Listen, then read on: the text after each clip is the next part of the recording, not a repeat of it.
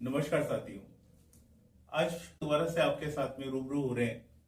और जो हमारे को प्रॉपर्टी हम लोग खरीदने का सोचते हैं, या तो क्या ऐसे 22 जो तथ्य हैं जिसे हमें अपनी प्रॉपर्टी खरीदने से पहले ध्यान देना चाहिए, उस बारे में हम आज बात करेंगे। तो सबसे पहले जो इसमें जो देखने वाली चीज है, आप किस लोकेलिटी के अंदर जाना चाह रहे हैं, वो लोकेलिटी आपके लिए सुरक्षित है, पर्यावरण के हिसाब से ठीक है, आपको सूट करती है। और उस हिसाब से अपने को जो लोकेलिटी है, इसका सबसे पहले ध्यान रखना होता है कि हम लोग जिस लोकेलिटी का चूज कर रहे हैं वो हमारे लिए भविष्य के हिसाब से बढ़िया हो। दूसरी बात आती है जो कनेक्टिविटी रहती है। जो हम लोग अपनी लोकेलिटी देख रहे हैं, उसके अंदर जो कनेक्टिविटी है, आपका रेल है, रोड्स हैं, आपका एयरपोर्ट से कनेक्टिविटी है, मेट्रो लाइन है, ये सबसे ज्यादा जरूरी चीजें आजकल हो गई हैं, क्योंकि लोगों का जो टाइम है वो बहुत इंपॉर्टेंट है। और कनेक्टिविटी अगर नहीं है, आपको उसके लिए वेट करना पड़ता है, या कुछ और साधनों में आपको दिक्कत आती है, रश वाला इलाका है, तो थोड़ा सा परेशानी हो सकती है उस लोकेलिटी के हिसाब से। तो हमारे को थोड़ा सा उस बात के ऊपर भी देखना चाहिए। तीसरी बात आती है अपनी कि इंफ्रास्ट्रक्चर आसपास क्या है।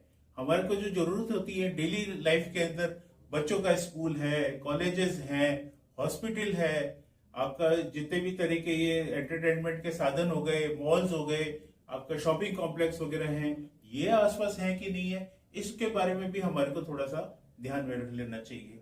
अच्छा, इसके अलावा फिर जो पब्लिक सर्विसेज है, पब्लिक सर्विसेज में जैसे पानी है, बिजली है, सीवरेज है, आपका जो वेस्ट मैनेजमेंट है, ये सारी चीजों का अगर अपन पहले से ध्यान में रख के चलें कि ये सुविधाएं प्रॉपर मिल रही हैं कि नहीं मिल रही हैं, उस कनेक्टिविटी के अंदर कोई किसी तरह के हैंडल्स तो नहीं है, ये सारी चीजों का हमारे को पहले से ध्यान रख लेना चाहिए। फिर इसके बाद अगर बात करें तो पर्यावरण बहुत जरूरी चीज है। आजकल जिस तरह से पॉल्यूशन बढ़ रहा है और जिस तरह से जो शहरों के ऊपर लोड बढ़ रहा है, तो पॉल्यूशन का जो है वो हिसाब किताब बड़ा खराब होता जा रहा है। पर्यावरण आपका आसपास के एरिया का ठीक हो, अगर हरियाली के बीच में हो तो बहुत ही अच्छी बात है। और इस तरह का रहना चाहिए कि कम से कम स्वस्थ हवा, आपको जो इंडेक्स है हमारा, जो उसका एयर का इंडेक्स है, वो कम से कम अच्छा हो। इसके अलावा फिर अपन देखते हैं कि अब जो हम लोग प्रॉपर्टी खरीदने जा रहे हैं, उसका बजट हमारा क्या है। उस बजट में हमारे को उस लोकेलिटी के अंदर किस तरह का माल मिल रहा है, किस तरह का हमारे को चीज मिल रही है। हम फ्लैट पे जाना चाह रहे हैं, हम विला पे जाना चाह रहे हैं। ये हम लोग पहले भी चर्चा कर चुके हैं कि अपनी जो जमीन है, क्योंकि जमीन पे सबसे अच्छा निवेश जो है वो जमीन है। और जमीन को अगर अपनी हो और छत अपनी हो, तो बहुत एक सुकून भरी जिंदगी आदमी जी सकता है। तो सबसे पहले इस बात का देखना चाहिए कि उस बजट के अंदर हमारी जमीन आ पा रही है, नहीं आ पा रही है, उस बजट को थोड़ा सा ध्यान में रखना चाहिए।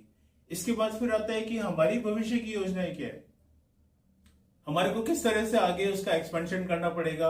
हमारे जो बच्चे हैं या उनका आगे का उनको क्या उनकी जरूरतें होंगी, उस हिसाब से उसमें फ्लेक्सिबिलिटी है कि नहीं है, उस भविष्य की योजनाओं के हिसाब से और उसको अपन देख के चलें तो ज्यादा सुविधाजनक होगा प्रॉपर्टी को खरीदना और उसको मैनेज करना।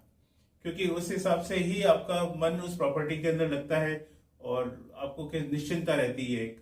अच्छा, इसके अलावा जो है, अगर जैसे हम लोग कोई टाउनशिप वगैरह के अंदर देख रहे हैं, तो उसके आपका जो डेवलपर है, जो आपको प्रोवाइड कर रहा है, जो प्रॉपर्टी आपको प्रोवाइड करेगा, उसकी क्रेडिबिलिटी कैसी है, उसके अभी तक के रिकॉर्ड कैसे हैं, वो किस तरह का माल दे रहा है, उसका आपकी रेपुटेशन कैसी है मार्केट के अंदर, और समय पे आपका माल दे पाता है नहीं दे पाता है, इसके ऊपर बात करना बहुत जरूरी है।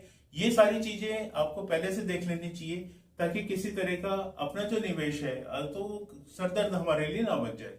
तो क्रेडिबिलिटी जो बिल्डर की है वो अपने आप में बहुत इंपॉर्टेंट है। उसके अलावा किस तरह की वो सुविधाएं उस हमारे को प्रॉपर्टी के अंदर मिलेंगी, पानी है, बिजली है, सीवरेज है, आपका टाउन हॉल है, आपकी गार्डन व्यवस्थाएं हैं, प्लेग्राउंड वगैरह के एरिया है, ये सारी चीजें आपको प्रॉपर मिलती हैं कि नहीं मिलती हैं। एसटीपी प्लांट वगैरह उसका आपका प्रॉपर है, उसका ट्रीटमेंट प्रॉपर है, और उसका जो डिस्चार्ज है उसको कैसे वो लोग यूज करते हैं, ये सारी चीजों का पहले से जानकारी ले लें, ताकि इस तरह की जो सुविधा क्षेत्र है उसके ऊपर जो काम हो रहा है आपका, उसके ऊपर आपका काम सुचारू रूप से आगे भी आपका चलता रहे, तो बिना किसी उसके आपकी प्रॉपर्टी आपको सुख दे सकती है।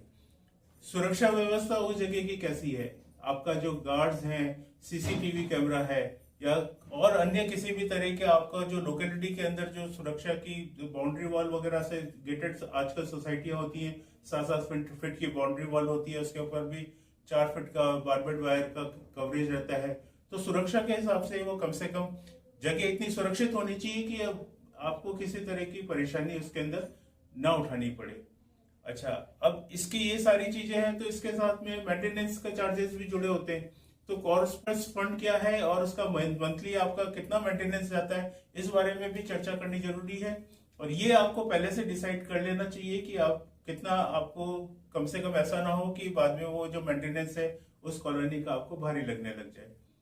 तो वैसे बहुत सारे जो बिल्डर हैं वो बहुत अच्छी तरह से इसको मैनेज करके चल रहे हैं, और मतलब बिना किसी मेंटेनेंस के भी गुजारे होते हैं। लेकिन वो एक अलग तरह का कंसेप्ट हो गया, अलग बात हो गई। ज्यादातर बिल्डर जो है वो अपना आगे भी मेंटेनेंस के नाम पे अपना सर्विस जो है वो प्रोवाइड करते हैं, तो चार्जेस वसूल करते हैं। तो अपन को वो ये जो मेंटेनेंस चार्जेस है ये कम से कम चार्जेस लगे। अच्छा, इसके अलावा जो है इसके जो लीगल का जो क्लियरेंस है वो आपका जरूरी है। किस तरह का आपका उसका जो लोकल बॉडी है उससे उसने क्लियरेंस लिया है कि नहीं लिया है, उसके जो किसी तरह का अगर उसमें परमिशन है जो रिक्वायर्ड है वो उसने बिल्डर ने ली है या नहीं ली है। ये आजकल सारा वेबसाइट के ऊपर वैसे रेरा है तो ये सारी चीजें चेक हो जाती हैं, लेकिन फिर भी अपने को इसके बारे में जानकारी ले लेनी चाहिए। प्रोजेक्ट हमेशा रेरा ही अप्रूव लें तो ज्यादा बेटर है। इसके अलावा अपन देखते हैं कि वेलफेयर एसोसिएशन है, जैसे 51% अगर बुकिंग हो चुकी है तो उसको वेलफेयर एसोसिएशन भी बनाने फॉर्म करनी जरूरी है।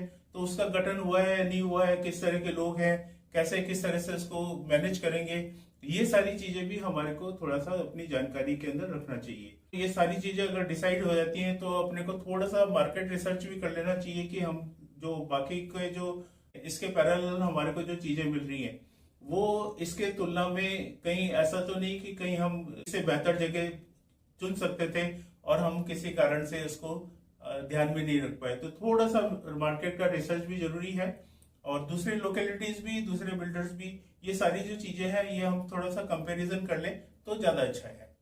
ये सारी चीजों का अरेंजमेंट अपना फिक्स हो गया। अब हम अपने उस पे आते हैं कि फाइनेंस का अरेंजमेंट कैसे होगा।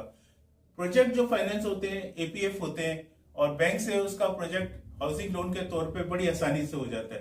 तो ये आपका फाइनेंस आपका बिल्डर प्रोवाइड करा रहा है नहीं करा रहा है, ये सारी चीजें जो है ये आपको पहले चेक कर लेनी चाहिए।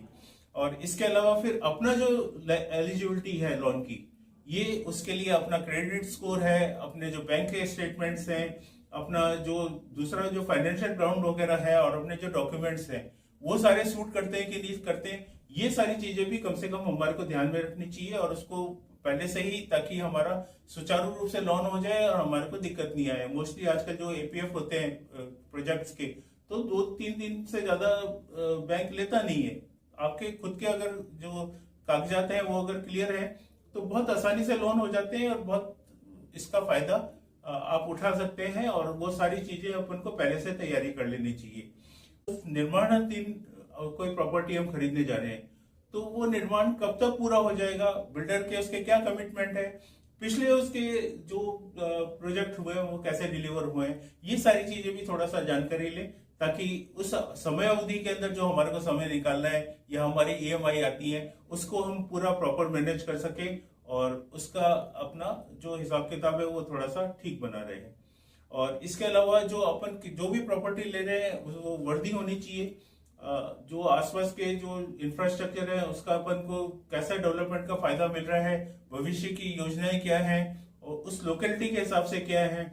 और ऐसा तो नहीं कि कहीं ये वाली जो प्रॉपर्टी हम खरीद रहे हैं ये कहीं दूसरे क्षेत्रों से पिछड़ती चली जाए। तो सरकार की क्या योजनाएं हैं और उस क्षेत्र की क्या योजनाएं हैं, इसके बारे में भी हमारे को जानकारी रखनी चाहिए, ताकि ये डिसीजन थोड़ा लाभप्रद हो सके। और इसके अलावा अगर अपन बात करें तो अभी कोई भी अगर हम डील करने जाते हैं तो उसमें कोई ना कोई कॉस्ट इन्वॉल्व रहती है।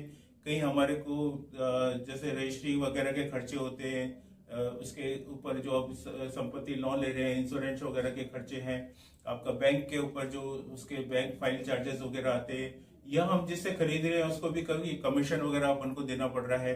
तो ये सारे जो फाइनेंशियल चार्जेस जो एक्स्ट्रा बर्डन है, इनको भी हमारे को ध्यान में रखना चाहिए ताकि हम अपने बजट के अनुकूल अपना काम कर पाए। ये सारी चीजों की जानकारी सबसे पहले अपने को ले लेनी चाहिए। और फिर अपने को बात आती है कि ये सारा चीजें सब कुछ करने के बाद में जो हम प्रॉपर्टी ले रहे हैं उस इलाके का माहौल कैसा है, वहां जो प्रॉपर्टी है वो रीसेल हो पाती है नहीं हो पाती है। क्योंकि रीसेल एक ऐसा ग्राउंड है कि कभी भी ऐसा हो सकता है कि आप कहीं बाहर मूव करना चाहते हैं, आपके बच्चों को सूट नहीं कर रहा है या कहीं उनके एजुकेशन के हिसाब से, सर्विस के हिसाब से आपको जाना पड़ रहा है, तो प्रॉपर्टी बेच के दूसरी जगह इन्वेस्ट करने के अंदर आपको परेशानी ना हो, तो ये रीसेल के ऊपर भी अपने को थोड़ा सा ध्यान रखना चाहिए। तो ये कुछ पॉइंट ऐसे हैं, जब भी आप प्रॉपर्टी खरीदें तो इस पॉइंट्स के ऊपर अपने को डिस्कशन करना चाहिए, इस पॉइंट के ऊपर आप लोगों से सलाह लेनी चाहिए और बेस्ट अपने को ऑप्शन चूज करना चाहिए। आप भी इसी तरह से अपनी प्रॉपर्टी चूज कर पाएंगे ऐसा मेरे को विश्वास है। बेस्ट ऑफ लक, आपका प्रॉपर्टी अच्छी हो, शुभ हो आपके लिए। आप मिलते रहें, हम लोग आगे भी मिलते रहेंगे, ऐसे ही आप लोग हमारे को देखते रहें, सब्सक्राइब करते रहें। नमस्कार।